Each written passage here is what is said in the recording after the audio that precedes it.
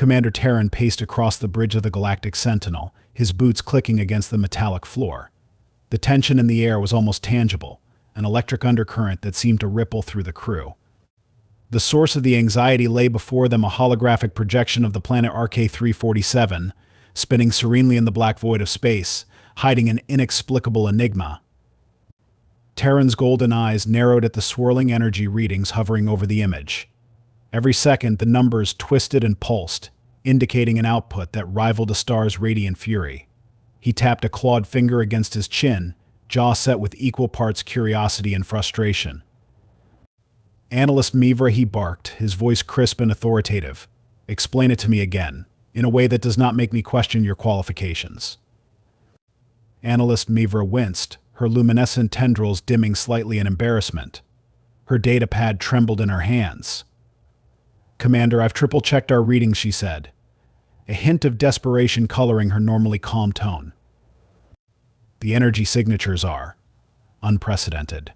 There are no detectable fusion reactors, no antimatter containment fields, nothing that could logically produce this magnitude of power." Logically, Terran arched an eyebrow. His sharp gaze shifted to the trembling analyst. "Is it possible, Mivra, that you are suggesting these humans have discovered a way to circumvent the very laws of physics?" Mivra swallowed hard. "It defies explanation, sir, but our instruments do not lie." Terran exhaled slowly, his frustration curdling into reluctant intrigue. The human outpost had been a curiosity ever since they'd begun mining operations on RK-347, but this was something else entirely. His clawed hand clenched into a fist. "Prepare the crew for an investigation," he commanded, his voice cutting through the air like a blade. "If humans are tampering with forces beyond their understanding, we must know how and why." The order sent a ripple of anticipation through the bridge. Officers moved swiftly to comply, adjusting instruments and coordinating with different sections of the ship. The Galactic Sentinel itself, an imposing vessel of sleek alloys and adaptive shielding, seemed to hum with excitement, as though it too sensed the coming mystery. Argo, the ship's artificial intelligence, materialized as a glowing orb near Terran's command chair. Its voice, smooth and laced with an infuriating hint of sarcasm, rang out. "Ah, Commander Terran, preparing for yet another encounter with the fascinating chaos of humanity, are we? Shall I prepare an emergency escape route in case they accidentally invent a black hole?" Terran shot the AI a withering glare. "Your commentary, Argo, is neither appreciated nor necessary." "Understood," Commander Argo replied with mock solemnity, silencing sarcasm protocols, partially. Lieutenant Jorah stood nearby, his bioluminescent skin pulsating in shades of bright azure, a clear indication of his excitement. "Commander," he interjected eagerly, "do you think this could be one of those engineering miracles the humans are rumored to perform? I've always wanted to witness one up close." His fascination with humans was well documented, a mixture of scientific curiosity and a genuine appreciation for their seemingly boundless creativity. Terran sighed, waving a dismissive hand. "If by miracles you mean reckless tinkering on a cosmic scale, then perhaps," he said, though a part of him wondered if there might indeed be more to humanity's infamous ingenuity. Still, he wasn't about to indulge Jorah's fantasies. Analyst Mivra, who had been furiously running simulations, let out a nervous chirp. "Commander, I would advise extreme caution. If these energy readings are as potent as they seem, any destabilization could have catastrophic consequences." Terran inclined his head. "Duly noted, analyst. But we will not turn back now. We must understand what we are dealing with. Prepare to descend." The bridge lights dimmed as the ship shifted course, gracefully gliding through the void toward the human outpost. The planet's surface loomed large, a rugged expanse of scarred rock and glittering mineral veins. The human settlement lay in a dusty basin, a cluster of structures that appeared almost laughably primitive compared to the sleek, advanced design of the Galactic Sentinel. As they approached, the strangeness only grew. There was no great fortress, no towering reactor spires, only simple prefabricated buildings and winding networks of cables. Yet, from this humble settlement emanated the energy of a star. "Visuals online," Lieutenant Jorah announced, his voice tinged with barely restrained excitement. The main screen flickered to life, displaying the settlement in all its dusty, chaotic glory. Machinery clanked and hissed, and humans in rugged work suits bustled about, some laughing, others arguing over what appeared to be a mechanical problem. It was a picture of organized chaos. Terran frowned, leaning closer. "Where is the reactor core?" he demanded. "Where is the containment field, the safety protocols?" Argo, ever eager to be helpful, zoomed in on a central building surrounded by piles of scrap metal and... Was that a large sign that read, "Caution unstable genius at work"? The AI let out a synthesized sigh. "I fear, Commander, that you are about to be severely disappointed in humanity's sense of structure and order." Terran was about to snap a reply when a peculiar figure emerged from one of the buildings, waving enthusiastically. The human wore a smudged engineer's suit, goggles perched atop a head of wild hair. A wide, carefree grin split their face as they greeted the descending galactic sentinel with the confidence of someone entirely too familiar with the edge of disaster. That Terran muttered under his breath must be the chief engineer. Analyst Mivra glanced at the figure, her glow dimming further in disbelief. How can they be so calm when their facility is a ticking quantum bomb? Terran's lips tightened into a thin line. This mission was shaping up to be more baffling than he'd anticipated. As the ship's engines powered down, he couldn't help but wonder if the humans' lack of fear was an act or if they really had, somehow, mastered forces beyond the galaxy's understanding. "Brace yourselves," he warned his crew. "We're about to meet the architects of the impossible." The landing thrusters of the Galactic Sentinel hissed and roared as the ship settled into the rocky terrain of RK-347. Dust and loose minerals swirled into the air, creating a brief, shimmering cloud that dissipated under the planet's harsh sunlight. Commander Terran stood at the head of his landing party, his posture stiff and his expression a carefully maintained mask of composure. Behind him, Lieutenant Jorah could barely contain his excitement, his bioluminescent skin pulsing in erratic, kaleidoscopic bursts. The ramp descended with a mechanical groan, and the landing party stepped into the chaos of the human outpost. Scattered machinery cluttered the ground, cables snaking between towering piles of scrap metal and half-assembled contraptions that emitted a variety of alarming hisses, crackles, and whistles. It looked like a junkyard had collided with a festival of science experiments. A figure approached them, waving enthusiastically. The human was tall and lean, with tousled hair that seemed to defy gravity and a wide grin that practically glowed.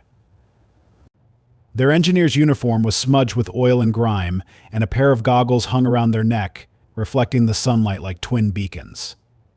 "Welcome to our humble abode," the human called out. "Name's Riley Cooper, chief engineer. You must be the big fancy aliens here to investigate our little energy mystery." Riley's grin widened. "Well, you're in for a treat." Commander Terran did not return the smile. "Chief Engineer Cooper," he said, his voice clipped, "our instruments indicate that your facility is generating the energy output of a star. Yet we see no reactors, no advanced infrastructure. How is this possible?" Riley chuckled, a sound that somehow managed to be both disarming and utterly infuriating. "Oh, that? It's all thanks to our little friend Alfred, but we'll get to him in a bit. First, let me show you around. We've got a real top-of-the-line operation here, powered by pure human ingenuity and some caffeine-fueled miracles." Lieutenant Jorah's eyes lit up, literally, as his bioluminescent patterns flashed a vibrant blue.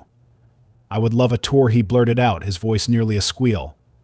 "Your engineering methods are legendary among our research teams." Riley clapped Jorah on the back. "You're gonna love this, buddy. Follow me." Terran sighed, but motioned for the party to proceed. They moved through the outpost, ducking under precariously balanced beams and stepping over tangled wires. Riley gestured at a large satellite dish, currently being held in place by what appeared to be duct tape and a strategically wedged spatula. "This beauty here is our primary communications array," Riley explained. "We had a minor malfunction a few weeks back, but Marcus fixed it with a repurposed beverage dispenser. Works like a charm." Analyst Mivra's tendrils flickered in confusion. "A beverage dispenser," she echoed. "How is that? Even remotely functional?" Riley shrugged. "It's all about creativity, my luminous friend. Humans are resourceful, and a bit desperate, if we're being honest." They moved on, passing a generator that was vibrating ominously. Riley slapped it affectionately. Don't mind Big Bertha here. She hums when she's happy. Terran's patience was wearing thin. Chief Engineer, we are not here to admire your unconventional engineering practices. We need answers about your energy output. Riley nodded, the grin never leaving their face. Right. Alfred, you'll love him.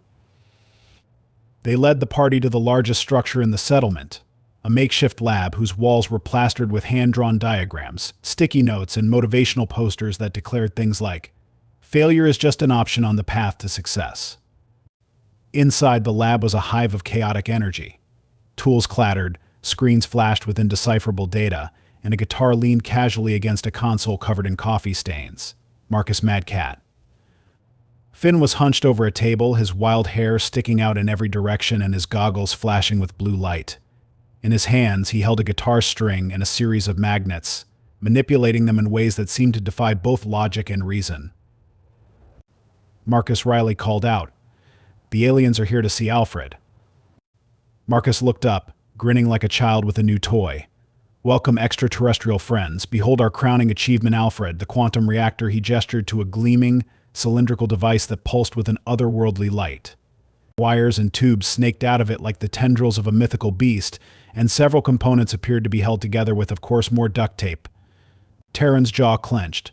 This is your quantum reactor." Marcus nodded enthusiastically. Yep. Stabilized using a combination of guitar strings, magnets, and what we like to call improvisational quantum tinkering. Alfred's a real character. Lieutenant Jorah's eyes widened in awe.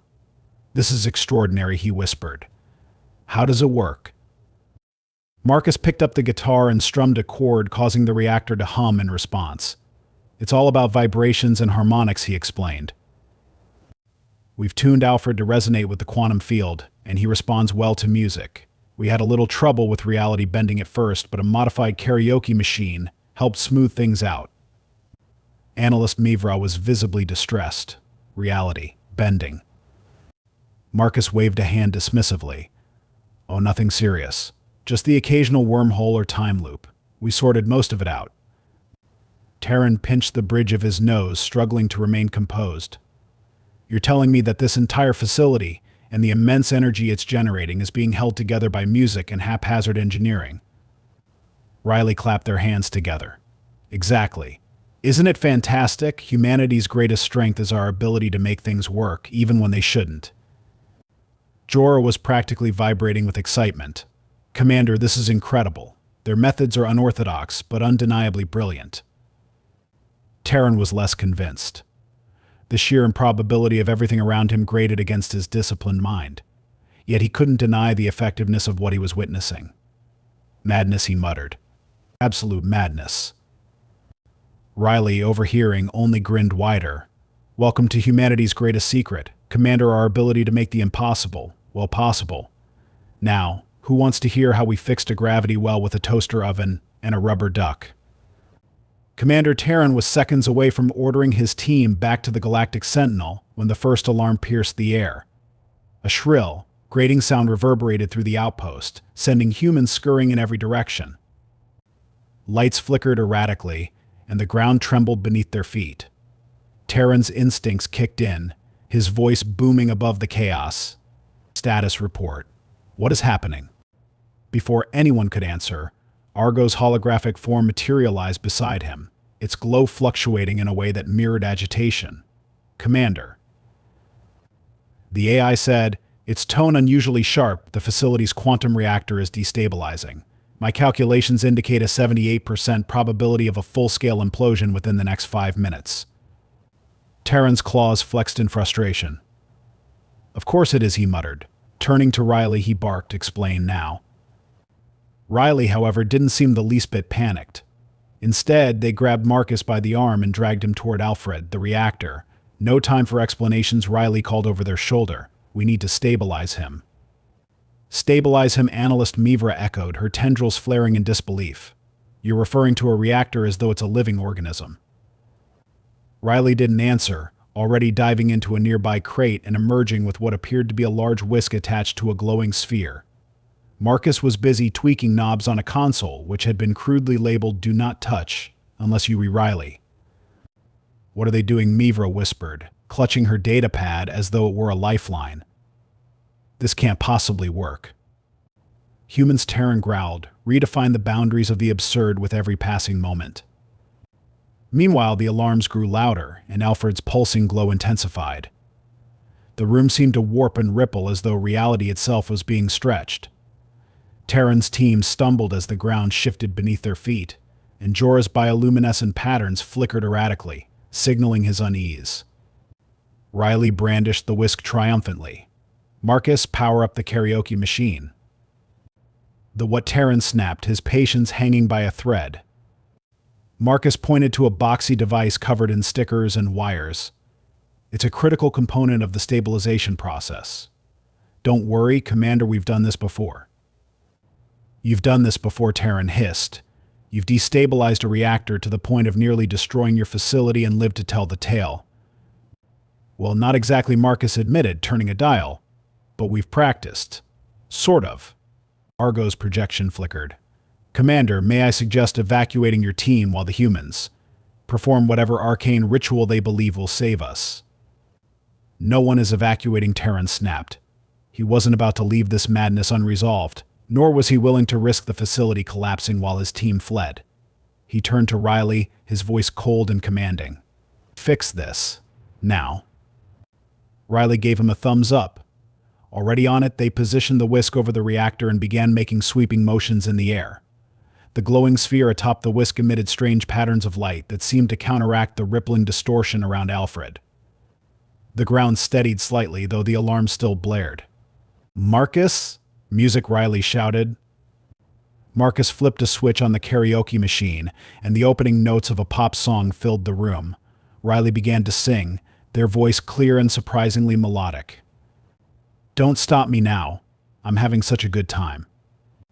Mivra stared, wide-eyed. They're singing to the reactor. They're singing to it. It's about resonance, Jorah said, his voice tinged with awe. They're harmonizing with the quantum field. Enough theorizing, Terran snapped. Can this actually work? The question went unanswered as Riley hit a high note, and the reactor responded with a hum that matched the melody. The chaotic glow of Alfred began to stabilize, its pulsations synchronizing with Riley's voice. Marcus adjusted the knobs on the console, his hands moving with practiced precision. Keep it up, Riley, Marcus called. We're almost there. Terran couldn't believe what he was seeing. Two humans, armed with a whisk and a karaoke machine, were somehow averting a catastrophe that should have been impossible to contain. He glanced at Mivra, who was furiously recalibrating her instruments. Her expression was a mixture of horror and reluctant admiration.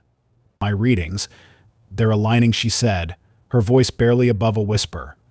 But this defies every known principle of physics. How are they doing this? Argo's voice cut in.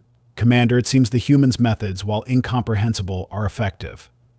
The probability of implosion has dropped to 23% and is decreasing rapidly. Miraculous, Terran muttered. Though his tone was far from reverent, he was too bewildered to process anything beyond the immediate crisis. As Riley belted out the final chorus, Alfred's glow softened, shifting to a steady, rhythmic pulse. The alarm silenced, and the warped distortions in the air smoothed into stillness. The room fell quiet, save for the faint hum of the reactor. Riley dropped the whisk with a flourish, wiping their forehead dramatically. And that's how it's done, they declared, grinning at the stunned aliens. Marcus gave Alfred an affectionate pat. Good boy, Alfred. You're back in business. Terran stared at the two humans, his disbelief turning into something resembling grudging respect. That should not have worked. But it did, Riley said cheerfully.